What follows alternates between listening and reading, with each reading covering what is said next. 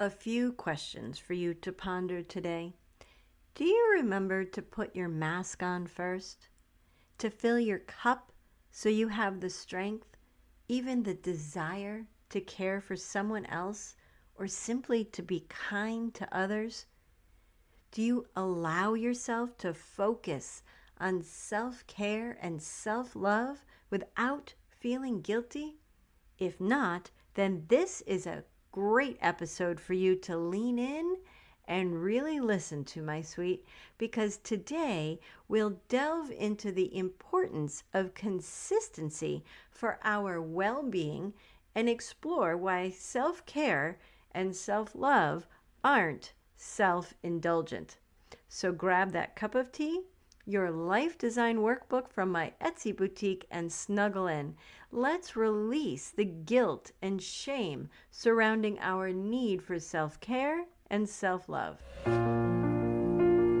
Do you find yourself struggling with constant anxiety, stress, or burnout? Maybe you're navigating through overwhelming waves of sadness or darkness. Has someone allowed you to believe that you're unworthy?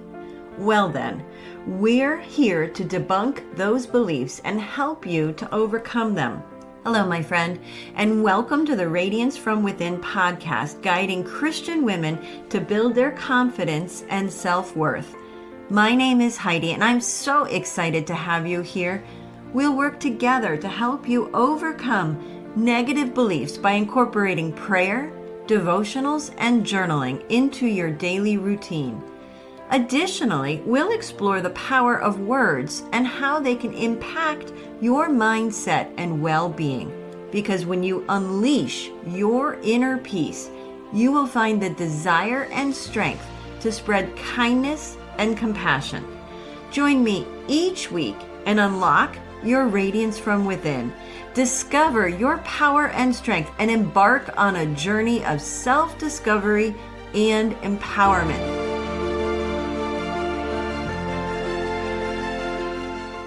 Hello, beautiful. I want to share with you today the power of focus, along with the freedom that comes when we simplify and allow ourselves to care for our own needs without guilt. For years, I've struggled with consistency in caring for myself. I've dabbled in this or that, and sometimes I make progress and sometimes I fall short. But I've learned that the key isn't about having a perfect routine. It's about believing in myself and focusing on what matters most in each season. And over the past summer, I've been lucky enough to fall into something beautiful.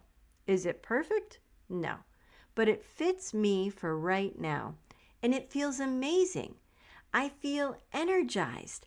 I hit the ground running. Time seems to bend for me, and I accomplish so much more. I'm sharing this not to show off, but to encourage you, my sweet, to do the same, to let go of the guilt, to release the pressure of doing it all, and instead to choose the simple practices that bring you peace, strength, and joy. Because when we focus our attention on nurturing our connection with God, our mind, and our body, we're not being selfish. We're setting ourselves free. And when we give ourselves permission to care for our needs, we create the space to show up better for others. Now, don't get me wrong. As I just said, I'm certainly not perfect. No one is. I have my faults, my bumps, and my bruises. But I've learned that I am a wonderful work in progress, learning and growing every day. What matters is that I am dedicated to myself, to caring for my body as a temple, with both feet in, as the expression goes. And I want this for you because you are worth it.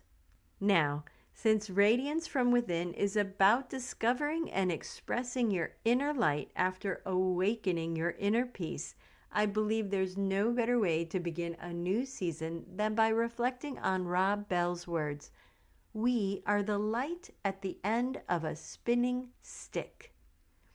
Think about that for a second. We spend so much time chasing after light, waiting for a breakthrough, a perfect moment, something external to illuminate our way. But what if that light we're searching for is actually coming from us?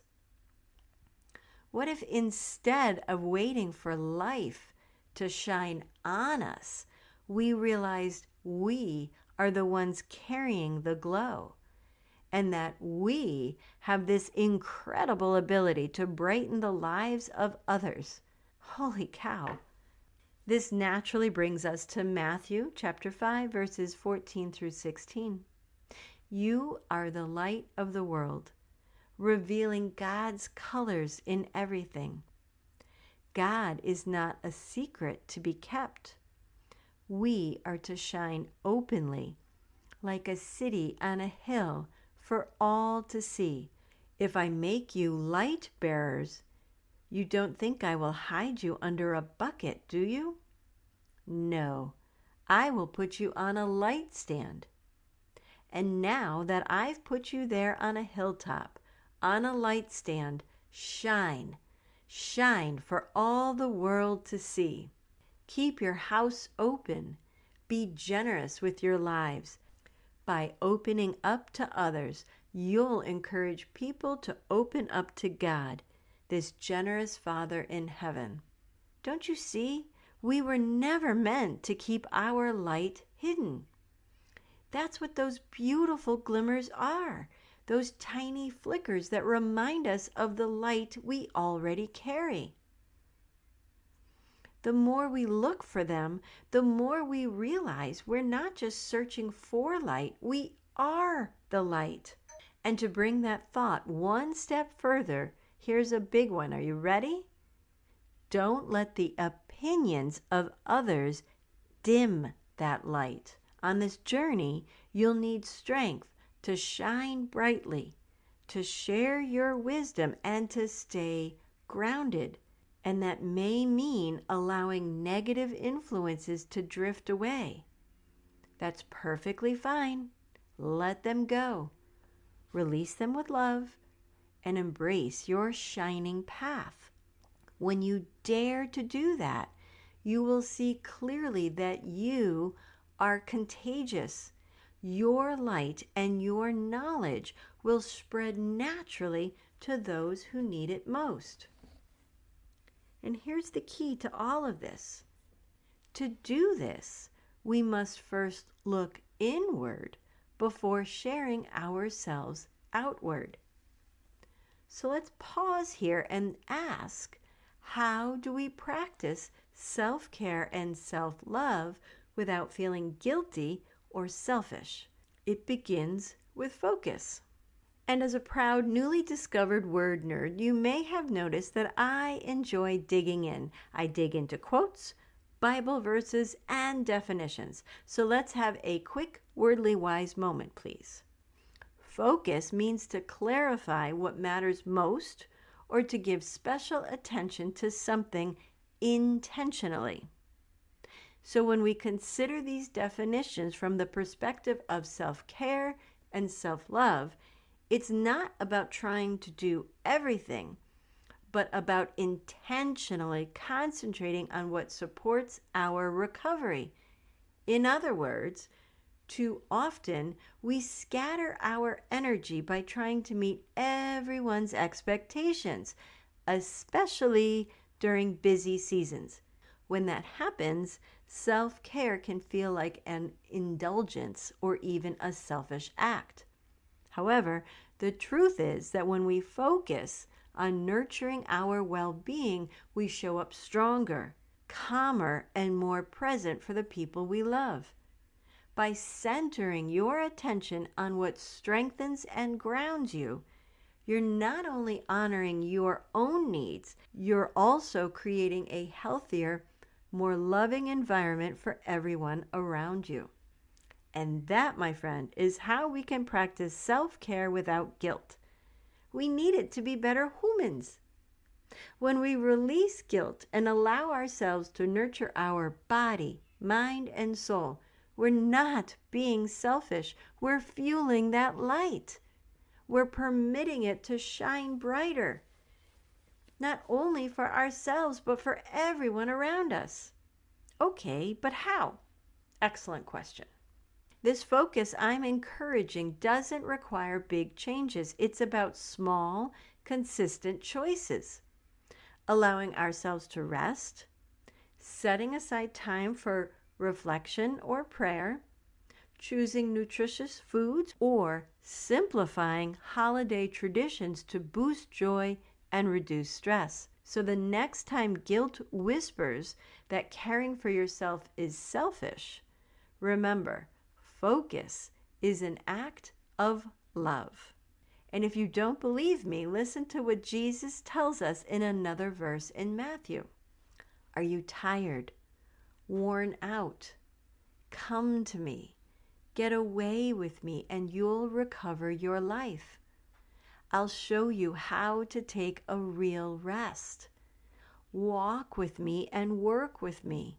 Watch how I do it. Learn the unforced rhythms of grace.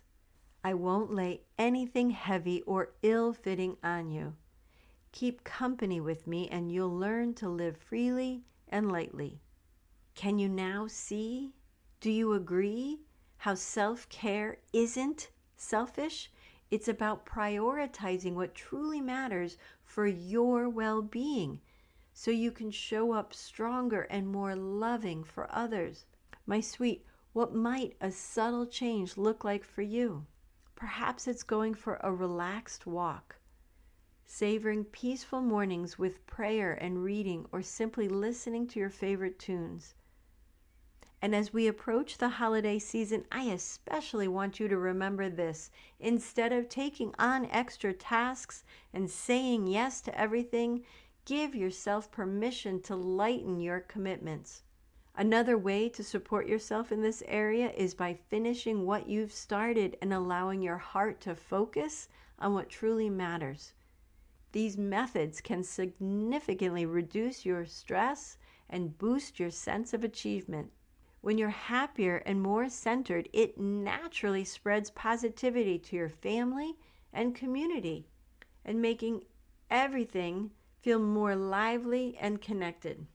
In turn, when you focus on your well-being, you're not taking away from others. You're making sure you have something to give. Maya Angelou beautifully captures this idea, and I wholeheartedly agree with her words, probably because I am indeed aging gracefully. She once said, as you grow older, you will discover that you have two hands, one for helping yourself and the second for helping others. I love that so much. So what will you do to care for yourself today? Who will you help tomorrow? And to enrich your journey, I encourage you to explore my ebook, Your Inner Light and Christmas Love, available on Amazon. Although not specifically about Christmas, it offers you heartfelt guidance, love, and 7 simple practices to help awaken your inner peace. You can find the link in my show notes below. Now, let's settle in for our prayer. Deep breath in and out. Father God, thank you for showing us in many different ways and seasons that self-care and self-love are not self-indulgent, but essential, so we can put our best foot forward to serve others. And when we focus on ourselves and spend just 10 or 15 minutes each day to recharge and nourish our souls in a way that feels right for us, we can do that and so much more. Thank you for showing us the way. Thank you for showing that when we go out and pay it forward, spreading kindness and compassion, that we can make a difference in the world, something we so desperately need right now. You care for us, hold us, show us grace and mercy, and remind us that it's okay to rest in your arms. And we lift all of this up in Jesus' name, amen. My sweet, will you carve out some peaceful time in the morning for prayer? or perhaps an afternoon nap or walk. Whatever you choose, remember to shine your light on the goodness within and let your soul be renewed. It's like opening the windows, welcoming the morning breeze and allowing the fresh air to sweep through you, carrying away what no longer serves and awakening your spirit once again. Such a beautiful image to visualize. And until we meet again, beautiful, I believe in you. Now, it's your turn. Thank you for joining me on today's podcast. But before you go, a simple request. If this podcast has made a difference in your life, please leave a review where you listen and share this episode with someone who could use a little light today. Knowing my show has impacted your life brings me so much joy. Remember to explore my Etsy boutique to discover the workbook you need most this month.